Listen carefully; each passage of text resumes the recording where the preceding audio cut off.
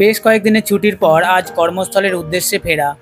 অন্যবারের থেকেও এবারের মন খারাপটা একটু বেশি। নমস্কার বন্ধুরা, আমি কৌশিক। ব্লগিংটা ভালোবেসেই করি। গতকাল এই পুরো সপ্তাহের জন্য সমস্ত সবজি কিনে নিয়েছিলাম। 2-3 দিন বাদেই বিশ্বকর্মা পূজা।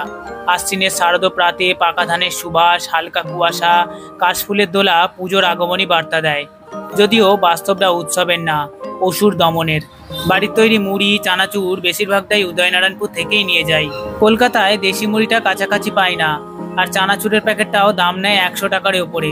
অল্প কিছুটা হাঁটা পথের পর বাসে করে পৌঁছেছি উদয়নারায়ণপুর। কিছু কিছু জায়গায় বিশ্বকর্মা পুজোর প্যান্ডেল হচ্ছে। বেশ কয়েক বছর দেখেছি উদয়নারায়ণপুরে বেশ বড় করে বিশ্বকর্মা পুজো হতে।